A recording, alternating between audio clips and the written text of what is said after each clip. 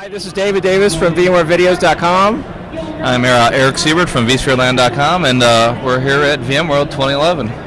Yeah, we're doing a live vChat here at the VMware Community TV station, or whatever we want to call it. Little booth here in the Yeah, this lounge. is really cool. So, how you doing, Eric? Good. It's Thursday. It's over. I Yeah. can't believe it. It always seems like every time you get here that you're excited, you're all hyped up, and then all of a sudden it's Thursday. Yeah. And it's like a blur the whole time in that. So. Right. So another one, basically over, and this is the last day, and another great VMworld. The attendance was really surprised me. I think it was supposed to be up to 20,000, but the hurricane, a lot of people couldn't make it out here. So they're saying about 19,000 actual attendees here and that, but 20,000 up from 17 last year. Yeah. Is a lot. And one stat I found particularly interesting, I was talking to Eric Nielsen on Sunday, was last year there was only 6,000 paid attendees, so the end users and that, they're actually paying to get to the conference. The rest are all VMware employees and vendors and that. This year there was 10,000 in that. Wow. So almost a double increase in the number of actual paid attendees at this event. So that's huge, and that's good news for all the the vendors that come here, because there's a lot more people to come by their booth. And yeah, I mean, it seems like it's going up by like 3,000 to 4,000 every year. So yeah. And I know they said next year it's going to be in San Francisco. Yeah, next 7 years. You heard 7? I heard 10. I don't know. Really? Okay, well, I don't know. That's a lot. It's all a rumor, but yeah, at least it'll be in San Francisco for the foreseeable future, it sounds like. And so. You got to wonder at some point, is it going to outgrow the ability to even execute there at San Fran? Because I've known in the past it's been a little cramped at times there as well. And if it keeps growing like this every year, which virtualization is continuing to be a hot topic that's going to be around for a long time. It very well will get too big and end up somewhere else. But yeah, I mean, to me, what keeps the attendance increasing and the excitement increasing over time is VMware's continued development around continued innovation. Really, I mean, we've got server virtualization, but they didn't just stop there. They keep expanding out into other areas. vCloud Director, 1.5 now, and the ecosystem that they're creating around that, to me, is really interesting. How there's just so many vendors here on the floor who are all cloud this and cloud that. It's hard to tell the difference between them, and they've just sort of created this whole new sort of business model for many of these different companies. Okay. So. Yeah, definitely. I mean, they've provided essentially the seeds for all these other things around them to all these vendors and third-party integrators to really latch onto that and grow. So it's it's a lot of cool stuff. The keynotes, Paul's was a little boring. There was no major announcements in that, so you kind of expected that. Right.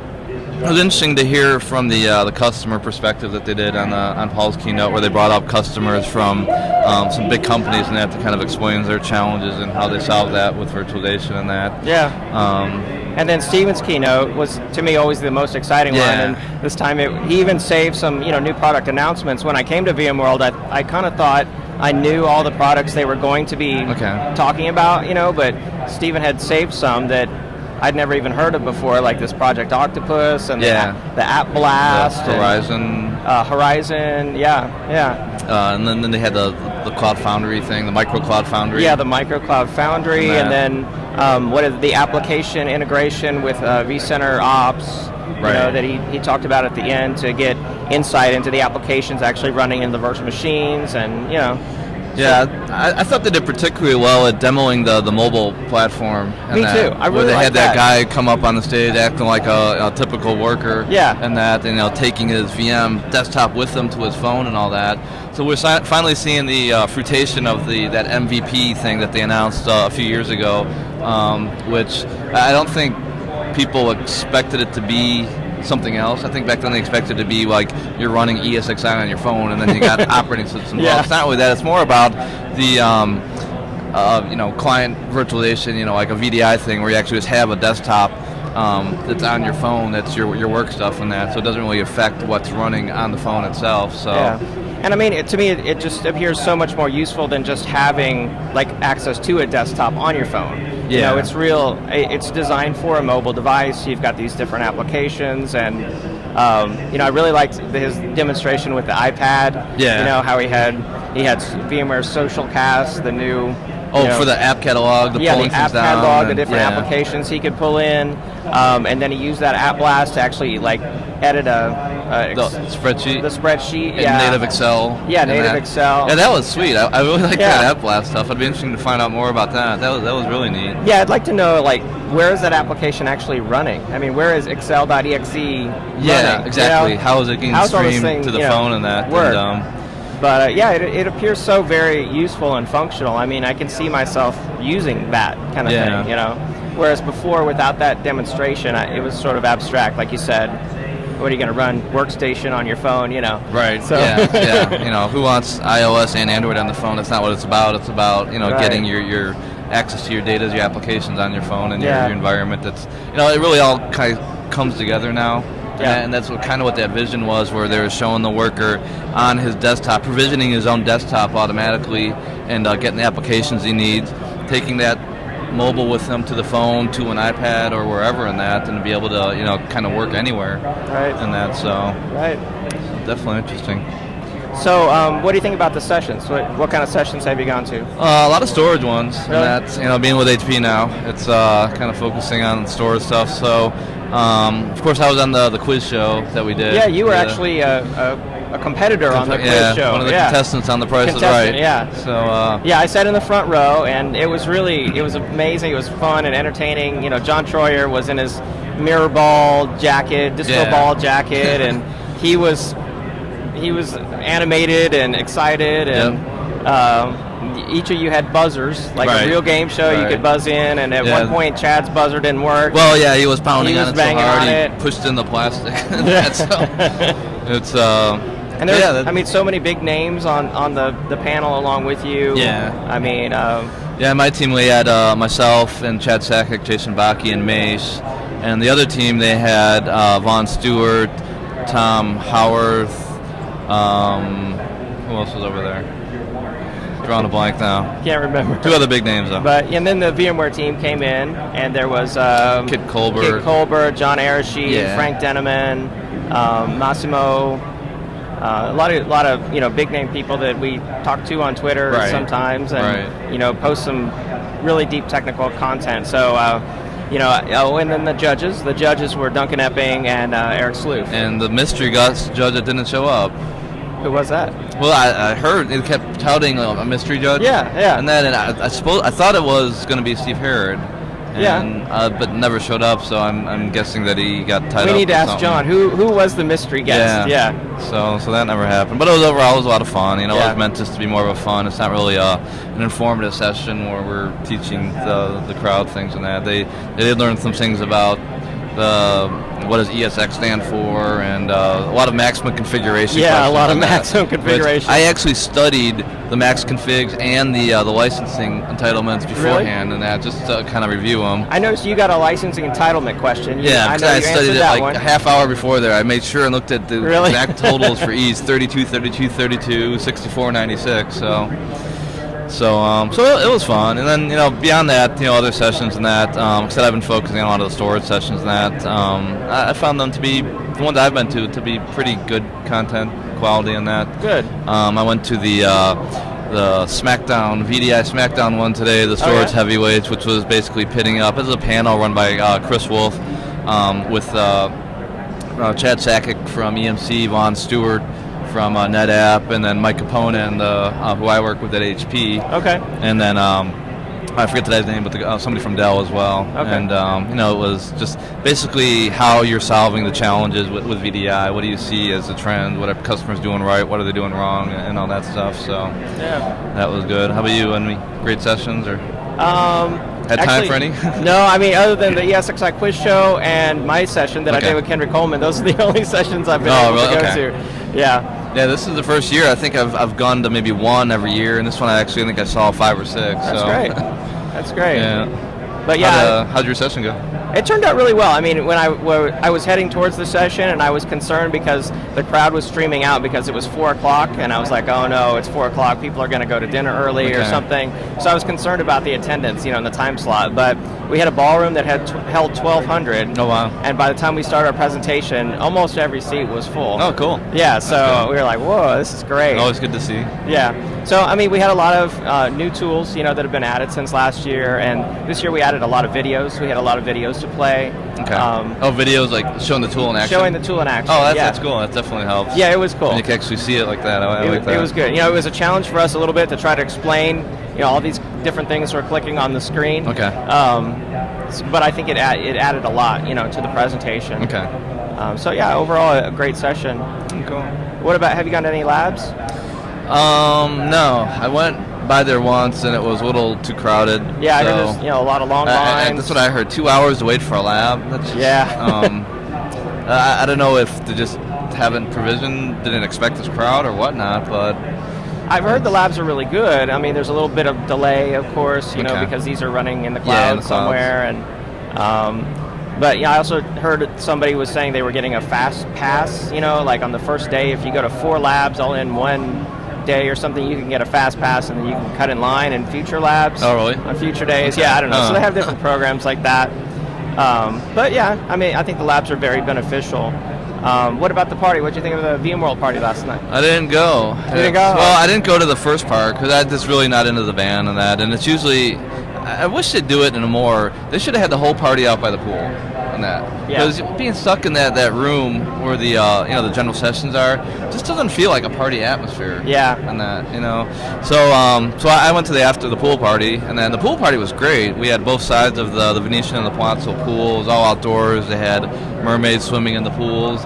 Couldn't go into the pool though; they'd throw you out. It seems odd. A pool party, you can't go in the pool. Yeah. I almost wore my bathing suit down because I'm staying in the Venetian. And well, I assumed everyone would be swimming in the pool, but no. Yeah, that's what I thought. Yeah. I thought it'd be great, and it's hot outside still, even at night. And there was a picture posted of John Troyer being actually thrown in the pool. Yeah, we plotted that out. Kat, his wife, came over and said, "Hey, we want to get John to the pool at 9:45 and that." So I called some guys over, and he ended up voluntarily going in the pool. Really? Though. Okay. So he stripped off all his electronic devices, and him with along of a couple others were actually just jumped in the pool, and and that was it. But, that's awesome. But it was a fun party, I thought. Good. What about the technology out on the show floor? Have you seen any vendors that you thought were really cool? Yeah, I've walked around a few times in that. The HP stuff is awesome, so I encourage you to check that out. But yeah, got to get that quick plug in there. But before you go on, I went to the HP booth and I did a video interview with an HP cloud architect. Oh, okay. Who's actually the cloud advisors? Yeah, he's wearing a white lab coat. Okay. And he super smart guy. He reminded me of like Einstein or something like that. But he actually designed the cloud system matrix. Oh, okay. And so we'll be posting that interview, over on my website or something. But yeah, that was interesting. Yeah, there's some pretty smart guys. I've been finding out. I'm pretty new at HP still, but there's some really intelligent. They have titles like master technologist or fellow, senior fellow. One guy in particular, that one of the sessions I went to was on VAI, and that he did a joint session with one of the VMware guys, and that he really went into detail about the dirty down and dirty details about VAI and stuff and that. Cool. So that was good. And cool. Yeah, I did another video interview of a guy who works for HP. He's a chief technologist, and he's actually got 6 CCIE certifications. Really? Wow. And he's one of the only 5 people in the world that has 6 CCIE certifications. Huh, wow. So yeah, I'll be posting that interview too. It was pretty interesting. Smart people at HP. Yeah, definitely. And including Eric Siebert. Yep, including me. Yeah. So I've been kind of I've been visiting a lot of the people I know. Some of the older vendors like Juniper. I know some people over there, and then of course SolarWinds and that, and the Veeam guys and that. So I've been kind of just walking around, just saying, you don't see these guys. This is the only time of year, so just saying hi, and just kind of checking out what's new with their product lines. Zengadi, another one. And that, so and then kind of been staying by the HP booth. Just don't have any official booth duty, but just kind of hanging out. And since I'm new to HP, I'm struggling to learn all the product lines. So having them all here kind of helps. Huge company, yeah. So many products. So that's been doing that as well. How about yourself? You judged in the Best of VMworld? Yeah, I was a judge in the Best of VMworld competition, and I mean that was interesting. As always, going around the show floor and talking to different vendors. Yeah, time consuming. It's time consuming. It's tiring.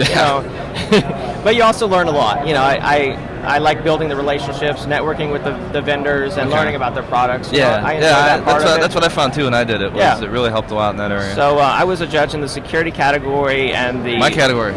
Yeah, your old. Yeah, 3 years in a row I did that one. Well, I should have asked you for advice. The product we ended up picking was a 4, which is like a cloud. It creates a hybrid cloud.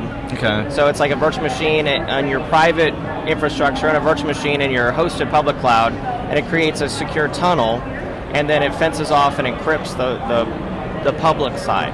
Okay. So kind of like, is there integration with vShield, or is it? Yeah, it integrates with vCloud Director. Like Edge. But it really competes with vShield. Oh, Edge. okay, got it. Okay, yeah. Got it. So it's kind of along the same. Yeah. So I mean, it was really the only product to me that was like, wow, this is totally different. Oh yeah, and that's what you look for. That's my biggest thing I always looked for was the wow factor. Right. Yeah, Right. And then I helped to judge the new technology category, which had like 40 entries. It was just massive, and that was Veeam that won that. Yeah. I was just sort of an advisor on that category. I wasn't actually the official judge. But I always found that category kind of weird because it's only for products that haven't come shipped today, but will ship by the end of the year. Which, I mean, if it's going to ship anyway, why not just include them in the regular categories? But and it's also confusing because they don't always have the product, to show you. Oh, right. And then you're comparing apples to apples. You're like, well, what's better, a thin client or a 10 gig adapter or a software? You're comparing dissimilar products and that. So yeah. But overall, it was a good process. I enjoyed doing it, and I see the vendors out there already displaying their Best of VMworld awards. Yeah, and you guys picked what's that company's Zerto? Zerto, yeah. For the best. Yeah, Zerto was the best in show. Yeah. Okay. I think I'd heard of that at one point. It sounded interesting. Weren't they the ones that kind of sit in line? They had a driver that was in line that sees all the traffic go by and does a replication based off that or something? Exactly, okay. Yeah, so it monitors the virtual disk driver, like the SCSI, virtual SCSI adapter, and it replicates that. And it's like tier 1 application, like enterprise grade replication, just all using software. Okay. So, you don't have to buy hardware SAN and replication licenses and everything. So it kind of competes with the vSphere replication indirectly because, vSphere replication you can't use on its own. You have to use it with SRM only. Yeah. Was this a solution? I think at some point they should open up SRM to. They have SRAs for hardware, but maybe software as well. And that they'd be competing with VMware's product, but it'd be nice if they opened that up to this technology or some of the other replication vendors. Yeah. So Zerto does compete with SRM host-based replication. Okay. Along that same topic, one of the entries that impressed me actually was from Hosting.com, and initially I was like, Hosting.com, that just sounds like a hosting company, but when I went there, what I learned was they're actually using SRM5 host-based replication, and they're providing it as a service. So you as a customer would have vSphere 5, but you don't have to buy SRM at all. And then through them, you buy a subscription to a per virtual machine license for host-based replication. Okay. And it replicates your individual virtual machine to their cloud. Then you have a web portal where you can monitor the replication status. Okay. And then you can power on the virtual machine, if you had a disaster and you want to go live. Okay. So I'm like, oh, that's really cool. For a company that just needs one virtual machine protected, you don't have to buy any hardware, you don't have to buy SRM, just pay. Yeah, let them do it for you. Yeah, pay per virtual machine. I'm like, that's really cool. Okay. So all these new business models, created by the cloud. Yeah, it's totally changing everything in that and the way everything, is thinking and operationally and all that stuff. So it's good because, it changed. It's for the better in a lot of cases, a lot of the stuff that's coming out. And, of course, cloud is, I don't think you can look anywhere here and not see the word cloud somewhere. Right. Because that always seems to theme your cloud, own it. At VMworld this year. Yeah. I see, just looking right there now, I see at least a couple cloud mentions just in signs. And but it's all, everybody seems to have their own kind of vision or own type of interaction with clouds, and that VMware provides kind of the general vision and where they see it, and then all these vendors have products that kind of integrate with the cloud-like features and environments and that. So yeah, a few years back, VMworld was everybody was saying, oh yeah, we do virtualization, we do. We're a printer company, but our printers are virtualization compatible. Okay. And now it's cloud. Cloud has sort of replaced that, server virtualization type theme, and now it's more of a cloud type theme. We do cloud, we're cloud compatible, but that's sort of just high level marketing fluff, and you have to really dig down in to find out what exactly are you talking about, what exactly are you selling, and how is this really going to help me Okay. So. One of the interesting things I saw, which I never even knew we had, was one of the HP things called Cloud System, that you could actually create your own private cloud inside with using that their software and that. But you can it was kind of like you could all build your own cloud. You could pick in all the pieces, like I want a ESXi host, this VM, and that. But you could also add public cloud providers into that and put certain components there and certain components here. So it's all integrated with the public and the private and that. And just the way all this stuff now, because it seems like these hybrid models are becoming more and more popular now. That people don't want to solely rely on a public cloud. Maybe they don't completely trust it, or they don't. They want to keep some stuff in house. So these seems like these hybrid models now are becoming a lot more popular, because some things you almost want to put out in the cloud that it's better suited in there. But there's a lot of stuff like your data you want to keep internally in that. You don't want to throw it out there just for security reasons and that.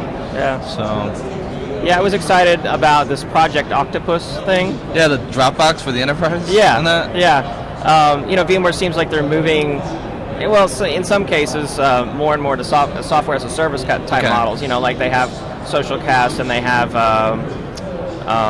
Slide Rocket, which actually I used this morning. A company they bought for displaying slides over the internet, PowerPoint presentations over the internet. So they have a few software as a service offerings, but I went over and talked to the guys on the tech preview for Project Octopus, and VMware actually isn't going to provide it as a software as a service, they said. Like you said, it's Dropbox for the enterprise. It's Mozy based, I think. From what I heard, it was based on Mozy technology. Oh, really? Okay. Yeah. Maybe I didn't know that, but. So they're what is it? Something you implement internally then? Yeah. So there's two different ways to deploy it. He said. Appliance or something? Yeah. So you can import a virtual appliance, and then you can have your own, Drobo local edition, or whatever you want to call it, your own fully owned file sharing. And then the other way they're going to offer it is they're going to offer it through partners. So you might buy, just throwing out a company name like Terramark or another cloud provider might offer Project Octopus as a enterprise grade file sharing, and you pay per user or whatever. So kind of like vCloud Director, where they have these authorized partners. They're going to have partners that are going to offer this Project Octopus. So VMware isn't actually going to sell it themselves, Okay. So, yeah, it's really... It's still, because I think companies struggle with, that whole file share, especially, you can do it in the enterprise easy enough. How do you extend that out to the mobile workforce and all that? So I think this is a good, solution for doing that, and we'll have to kind of see. It's not something that's available today, right? It's kind of like a tech preview type thing. Exactly, yeah. And I think actually the guy at the booth had me go to, I think the URL is VMwareOctopus.com. Oh, okay. And there's a page there. You just enter your email address, and then they'll send you an email when there's like new updates, or they release it, or whatever. Yeah, is it maybe a public beta where you can try it out? Maybe. I actually got at one of the parties a tweet up in that they're handing out the micro cloud foundries on a little USB stick. Oh, yeah? You just plug it in, and you got a cloud somewhere in your computer, I guess. Yeah, I did talk to one of these companies that distributes a modified version of Cloud Foundry, because it's open source. They can do that, and yeah, they have like development tools around it and everything. And I was like, man, maybe I want to do some development. This seems really interesting, even though I'm not a developer. Yeah, it's cool tech. It's intriguing. One of the other cool techs they announced, I think they announced it here. That I don't think it was previously announced. Was the VXLAN stuff. Yes. That new tech, which is encapsulating, was it layer 3 into layer 2, or 2 into 3 or something? Yeah. So like a new standard they proposed to the DMTF or whatever the standards organization built is. in conjunction with a couple companies they threw on the screen, like Cisco and that. And I guess they need that for cloud computing.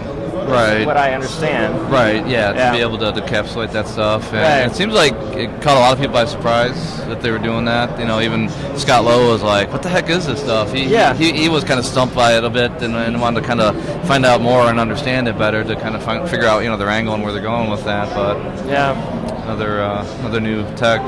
Yeah, so I believe SRM5 was announced today, or GA today. I don't know, something around today. I think it's, today. Is it today? It's actually GA'd. Because I know Mike Laverick's book on SRM5 couldn't go for sale in the bookstore until SRM5 was actually launched. Oh, really? Okay. Yeah, so today it's for sale in the bookstore, and I bought a copy myself, and actually Mike's over there, and he was generous enough to give me an autograph on it, so I'm excited about that. So what was the other? Oh, the View 5. Yeah, no, I thought View 5 was going to be like released here, maybe. And I've heard like maybe a couple weeks out. Oh, really? Okay. I was trying to nail down an actual date. I thought it was next year, and that you would think if they were going to announce it within a few weeks, they would have done more with it here or promoted it more than that. But maybe they'll do it in Europe or something. So we'll finally have some, the cool features like the cache inside of the ESX host that was kind of built into ESXi. But it requires Vue 5 and that, so you can kind of do caching instead of having a caching layer like a SSD layer. You can do it using host RAM. Right. And that. So I'm going to see that There's release. some cool stuff in Vue 5. And then the other thing that they were talking about. Oh, we can't go a vChat without talking about an iPad. Yeah. Right. So vMotion. vMotion in the iPad app. Yeah. And the cool slide. You Yeah. swipe across your screen to do the vMotion. I hope they have more than that, because if it's just and it took them 6 months just to do vMotion in there when it's already something they have in their the CMA. So I'd really like to see that progress more. I'd like to see the guest console. I'd like to remote console to the guests. Yeah, or even the console of the host and that command line stuff and that. So you'd think that wouldn't be that difficult. But, I know. I don't know if they only got one guy working on this or if it's a team or whatnot, but it'd definitely be nice. And he really didn't give a date on when it's coming. Yeah. He said coming soon. The last time they said soon, though, I think it took them 5-6 months to get it out. So yeah, and that's actually one of the videos I released. The full video from my new vSphere 5 course was managing vSphere 5 using an iPad. So I use that app. I showed how to install the vCenter server mobile access. The VCMA and all. Yeah, the Fling and everything. So I posted that on the net, and it's also part of the course. So now I need to update the video with the new vMotion slider as soon as that comes out. Yeah, so that's definitely a cool thing. Yeah, that was probably one of the top two features asked for was vMotion support. The other, obviously, was a remote console of the VM. Yeah, I know you did a big blog post recently that was real popular around iPad tools for virtualization. Yeah. Where's that at? Search server? It's at Search VMware. It was kind of my, I went through, and it wasn't just the specific tools like the vSphere client and the Vue client, but it was all the other tools that you might use on a daily basis with your host, whether it's SSHing into your host or going to your PC, because if you can get to your PC, you can use a full vSphere client there and that. Yeah. Other things for, whether it's just note-taking or just network utilities and all that stuff. So, and of course the train signal, because you can take your training on the go on your iPad and watch it there. So cool. Well, do you have a good VMworld? Yeah, it was Me good too. as usual on that. Me too. It's, my favorite part is always just meeting people like you know, that I usually just get to see once a year. Yeah. All the networking and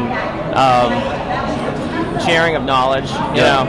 So yeah, that's it. I've met a ton of people that just come up to me and say, "Hey, I just wanted to meet you," that I've probably tweeted with and all that stuff and that we finally get to meet in person here. So it's always good. And yeah, like you said, that's probably the best part of the show is meeting people on that. So.